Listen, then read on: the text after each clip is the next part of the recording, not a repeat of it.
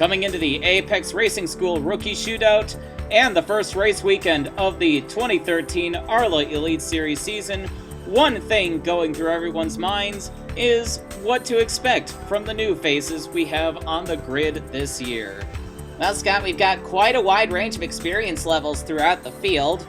Dan Lecklater and Ryan Matthews are a couple of former Team Master Cup Series drivers. Megan Driver, Hazel May Fratton, John Hawks all came up through the lower ranks of motorsports. Jesus Ignacio Chavez III, the Mexican driver, has only driven in one race in his life, and that was the race at Albuquerque last year. He won the chance to compete in that race in the Empire Drive the Dream sweepstakes. He finished in 16th, which was apparently good enough for him to get noticed by Fernando's Chicken. So when Fernando's Chicken opened up their own team for this season, they called him up to drive. Now, as far as teams go, most of the teams that are fielding these rookies are well established in the series, so they already have a pretty good grasp on what they're doing. At least I hope that they do. As I mentioned before, the Fernando's Chicken team, Autosport Fernando's Chicken, is a brand new team for this season. Another brand new team, and I say team very loosely, is the racing team. They competed in the ARLA Tornado Alley Truck Series last year, and their driver, Tom Brayton, in opening practice, was well off the pace and bouncing off the walls every other lap, it seemed. I got a good close-up look at the car in the pits after practice had ended. It looked like it was about to fall apart at any second. There was only one crew member there watching up the car, and I knew he was a crew member because he had the racing team written on his shirt in duct tape. He was a nice guy, though. He offered me a Stelling. Ew, I hope you didn't take it. Anyway, we must now move on to the engine wars that took place over the off-season. If you look in the Elite Series rulebook for this year, you will find regulations for 4 and 3 cylinder engines. That's right, this will be the first time since 1993 that other engine types will be allowed to compete alongside the V6s that are traditionally used in the series. And a sizable chunk of teams have been flocking to the inline 4 engines, enticed by their lower costs. However, nobody seems to be willing to touch the 3-cylinder engines that have been offered up.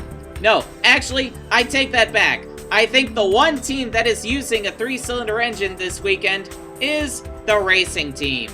That's right, not even the likes of Team Burr is willing to use them. It should be worth noting that in opening practice, there seemed to be no significant difference between the L4 and the V6 engines. So the engine wars are shaping up to be very interesting this season. And speaking of warfare, there is a new fuel supplier joining the fuel war this season. Polaris will be supplying fuel to teams competing alongside Spirit Gasoline and Orphanol Racing Fuels. We are now running a bit long, so let's move on to the 5th annual Apex Racing School Rookie Shootout. Jim Hayes drew the pole in the V6-powered Tom Delgado Racing entry, and starting alongside him is ASCC regular Joe Olenek in the 33 for George Martin Racing. That's one of the L4 cars.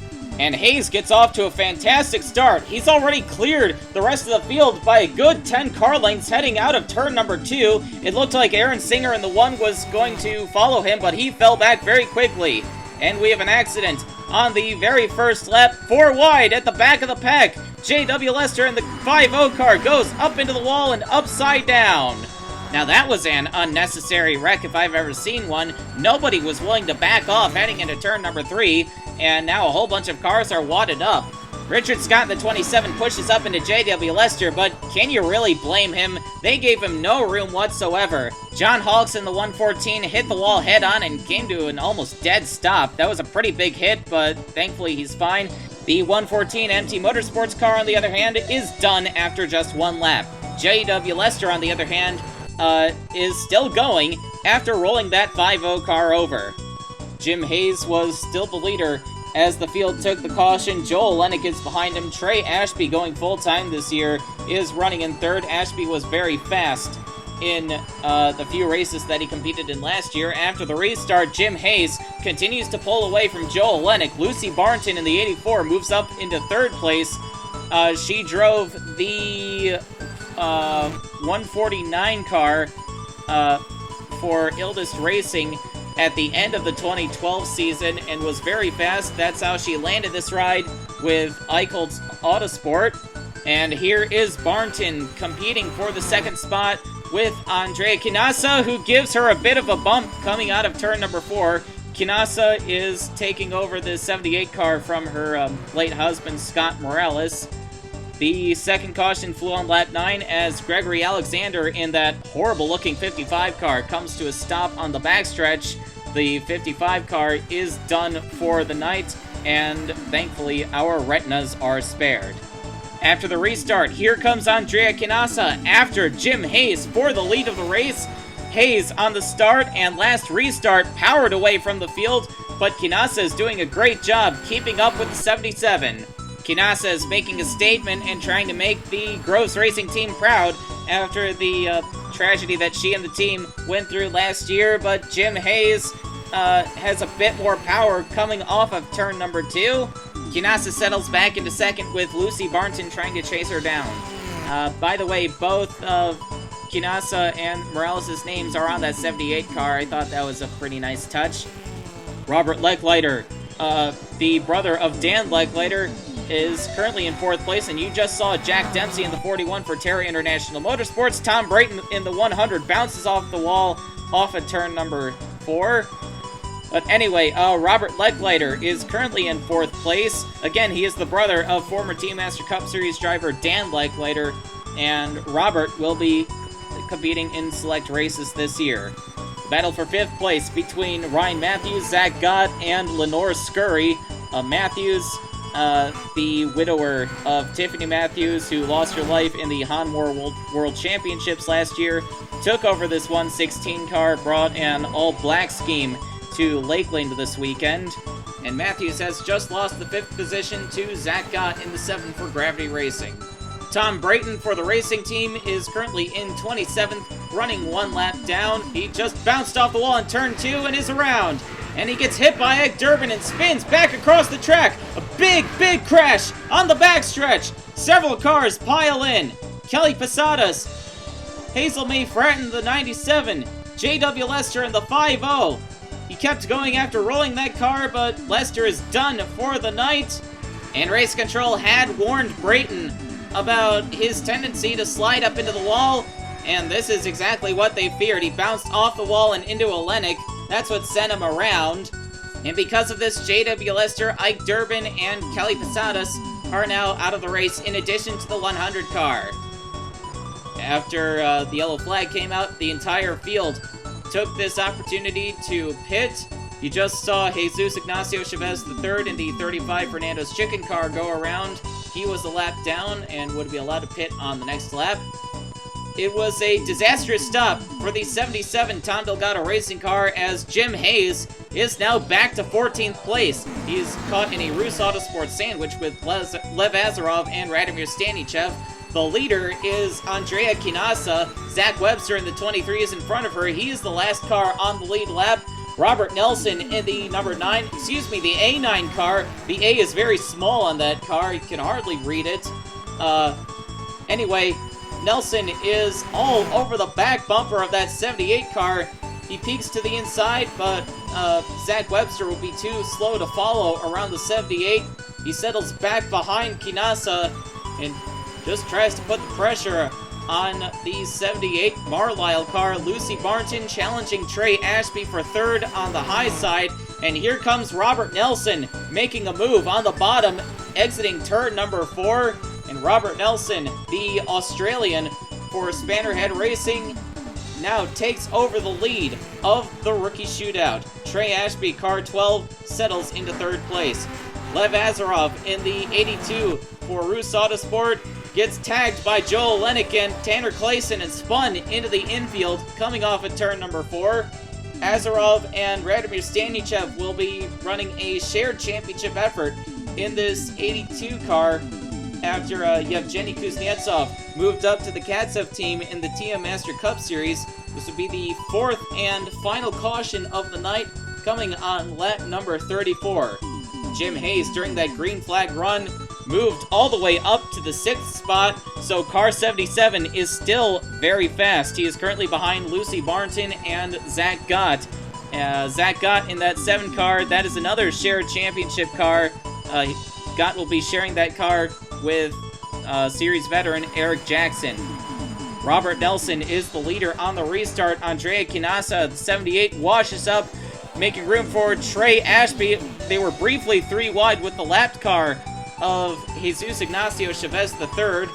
Trey Ashby will be running a full-time schedule this year for Brinson Engineering. He was very fast in the few races he was running last year, but here comes Jim Hayes in the 77, already up to 3rd. There's just no stopping Jim Hayes tonight, it seems. However, I don't think that Hayes is moving up fast enough for team owner Tom Delgado's liking, so I would expect another set of engineers on that 77 team by tomorrow night. Delgado had a bit of a habit of firing his engineers every week last year, as Hayes now goes for the lead on Robert Nelson and makes mincemeat of him. Nelson gave that up quite easily, although Nelson isn't quite as experienced of a driver as Jim Hayes. They're both rookies in the series, but Hayes does have that win in the TM Light Series, which came last year. Let's take a look at Megan Driver in the 40 for Terra International Motorsports. She is currently running a fairly unimpressive 12th, considering the speed that she showed at the Rockford 200 last year, although she did get herself into quite a bit of a mess, roughing up several drivers.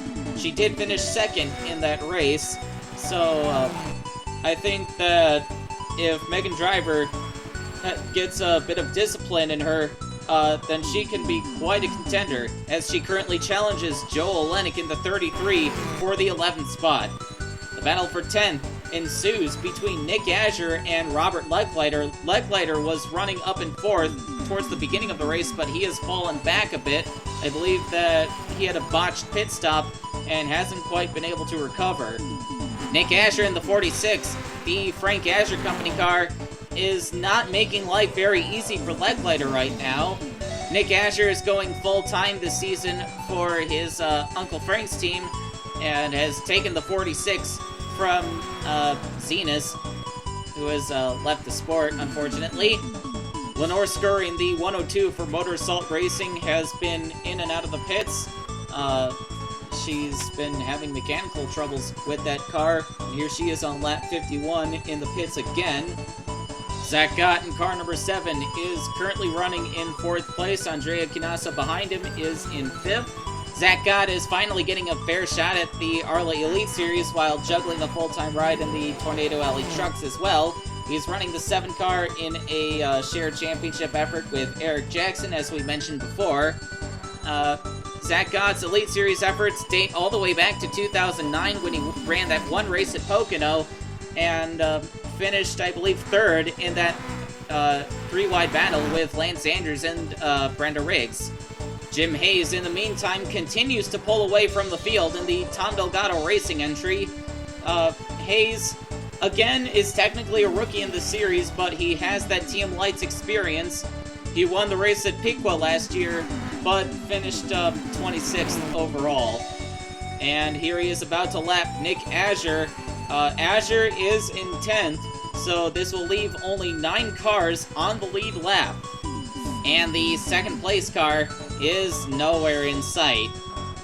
Ryan Matthews is in 6th place, trying to hold off Dan Leckleiter in the 10L, the brother of Robert Leckleiter. Dan Leckleiter formerly competed in the TM Master Cup Series with mediocre results. He's been all over the place ever since then, but hopefully he will find a more permanent home in ARLA this season, running a shared championship effort with Lucas Flint in that 10L, although I believe that Lucas Flint's efforts will be restricted mainly to the road courses. And on the white flag lap, Jim Hayes has caught this group and is trying to lap them, although he has absolutely no pressure from behind. Again, the 2nd place car is nowhere to be seen as Jim Hayes comes off the final corner and takes the Apex Racing School Rookie Shootout. And he will gain 25 bonus points heading into the first race of the season. Robert Nelson in the A9 finished a whopping 7.8 seconds behind Hayes. Andrea Canassa was the last car on the lead lap. She finished 16 seconds behind Jim Hayes.